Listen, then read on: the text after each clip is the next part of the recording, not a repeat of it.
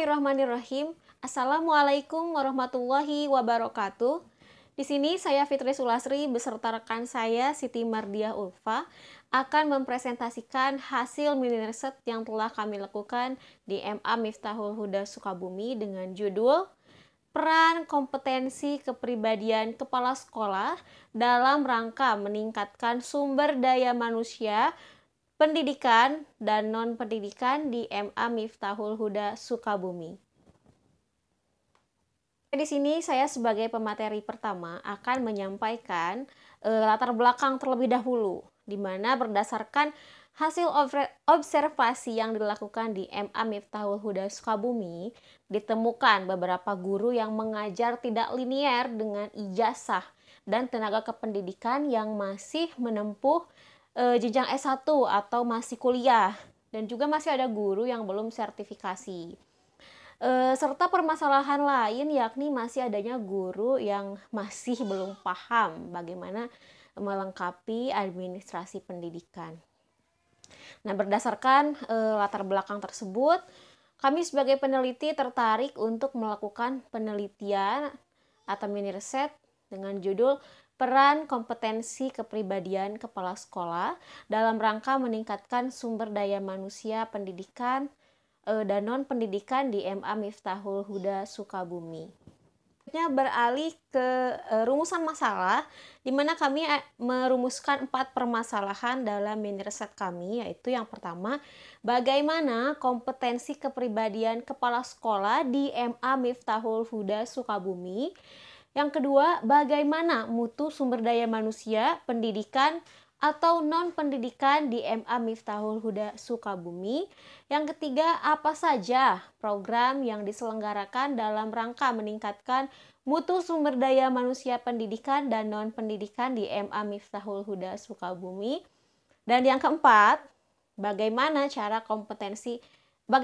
peran kompetensi kepribadian kepala sekolah dalam rangka meningkatkan sumber daya manusia di MA Miftahul Huda Sukabumi. Oke, kita langsung saja ke landasan teori. Di sini landasan teori itu ada berdasarkan teori kompetensi kepribadian kepala sekolah, berdasarkan teori Mucit yang menjelaskan bahwa kompetensi kepribadian sebagai perangkat kemampuan dan karakteristik personal yang mencerminkan realitas sikap dan perilaku dalam melaksanakan tugasnya sehari-hari. Nah, yang kedua ini ada indikator kompetensi kepribadian kepala sekolah, yaitu yang pertama berakhlak mulia, 2 memiliki integritas kepribadian sebagai pemimpin, 3 memiliki keinginan yang kuat dalam pengembangan diri sebagai kepala sekolah dan juga sekolahnya itu sendiri, dan yang keempat bersikap terbuka dalam melaksanakan tugas pokok dan fungsinya. Yang kelima, mampu mengendalikan diri dalam menghadapi masalah, baik dalam pekerjaan sebagai kepala sekolah di suatu sekolah, di sekolahnya tersebut. Nah, yang keenam, memiliki bakat dan minat jabatan sebagai pemimpin pendidikan. Lalu selanjutnya peran dan fungsi kepala sekolah. Di sini ada 6 peran. Yang pertama sebagai pemimpin, kedua sebagai supervisor, yang ketiga sebagai educator, yang keempat sebagai manager, kelima administrator, dan yang keenam sebagai motivator.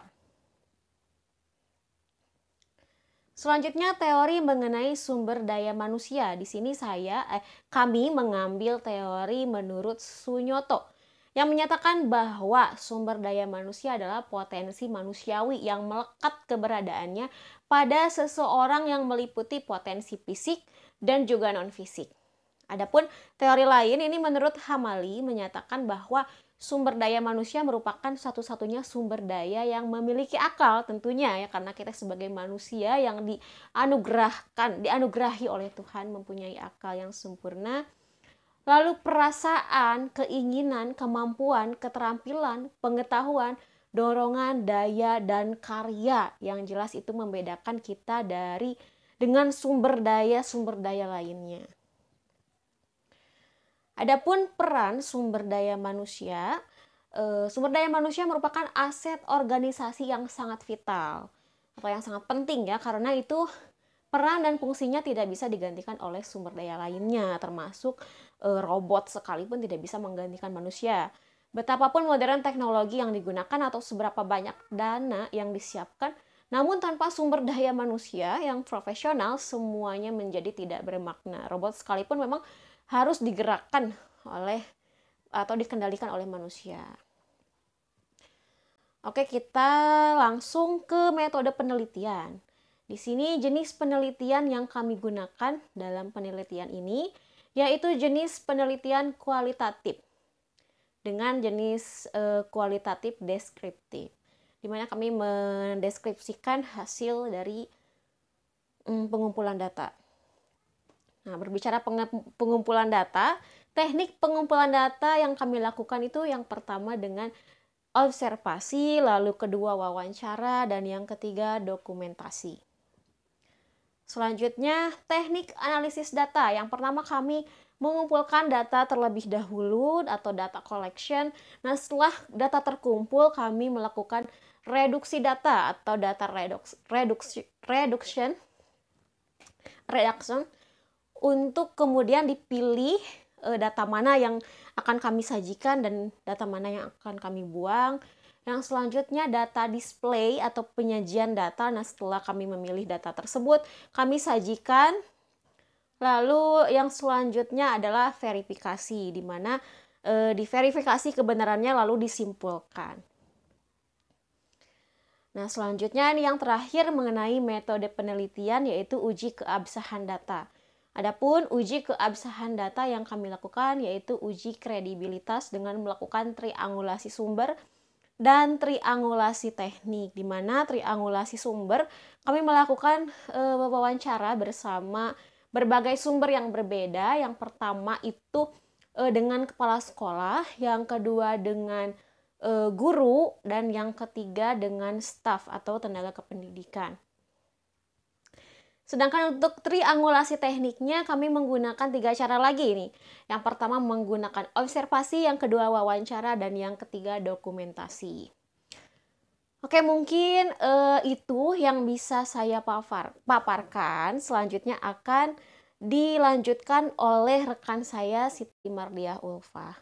Silakan Teh Ulfa. Terima kasih kepada rekan saya Ibu Fitri yang sudah memberikan waktunya kepada saya untuk melanjutkan presentasi dari hasil penelitian kami. Nah, di sini saya akan menjelaskan tentang deskripsi lokasi penelitian.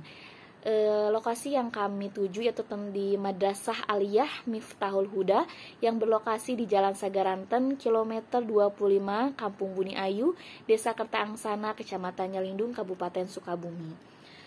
Sekolah ini bertepatan di Yayasan Al-Mas'udiyah. Nah, selanjutnya hasil dari pembahasan kami yang pertama adalah tentang kompetensi kepribadian kepala sekolah Madrasah Aliyah Miftahul Huda Sukabumi dapat dilihat dari hasil observasi yang telah peneliti lakukan merujuk pada indikator kompetensi kepribadian kepala sekolah Permendiknas nomor 13 tahun 2007. Nah, apa saja?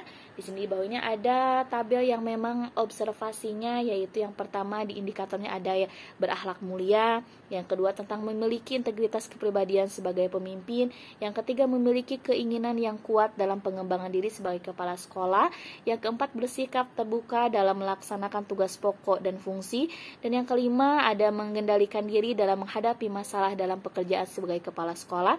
Yang keenam memiliki bakat dan minat jabatan sebagai pemimpin pendidikan. Nah, ini adalah kompetensi kepribadian kepala sekolah yang bersifat sesuai berdasarkan indikator kompetensi kepribadian kepala sekolah dan tidak ditemukan adanya penyimpangan kepribadian. Yang kedua yaitu mutu sumber daya manusia pendidikan dan non-pendidikan di MA Miftahul Huda Sukabumi. Nah, observasinya yang pertama masih adanya guru yang menempuh pendidikan S1. Yang kedua, guru mengajar tidak sesuai linear dengan ijazah. Yang ketiga, masih ada guru yang belum sertifikasi. Yang keempat, masih ada guru yang belum memahami kelengkapan administrasi pembelajaran. Nah, jadi dari penjelasan data di atas, Madrasah Aliyah Miftahul Huda Sukabumi masih ada yang belum memenuhi standar kualifikasi akademiknya. Maka sangat diperlukan peningkatan kualitas sumber daya manusia agar para pendidik dan tenaga kependidikan dapat menjalankan tugasnya sesuai dengan keahlian dan ketentuan perundang-undangan yang berlaku.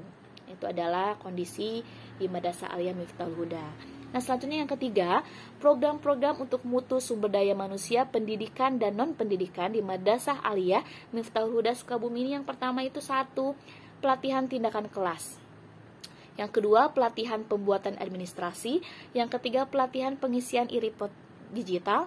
Yang keempat, aktif kegiatan MGMP setiap mata pelajarannya. Yang kelima, pelatihan kepemimpinan, leadership. Yang keempat, peran kompetensi kepribadian kepala sekolah dalam meningkatkan sumber daya manusia di MA Miftahul Huda Sukabumi itu seperti apa? Yang pertama, kepala sekolah sebagai pemimpin. Yang kedua, kepala sekolah sebagai supervisor. Yang ketiga, kepala sekolah sebagai edukator. Yang keempat, kepala sekolah sebagai administrator. Yang kelima, kepala sekolah sebagai manajer. Yang terakhir yaitu kepala sekolah sebagai motivator. Nah, mungkin itu saja yang bisa dapat kami sampaikan. Mohon maaf apabila ada kesalahan. Terima kasih. Wassalamualaikum warahmatullahi wabarakatuh.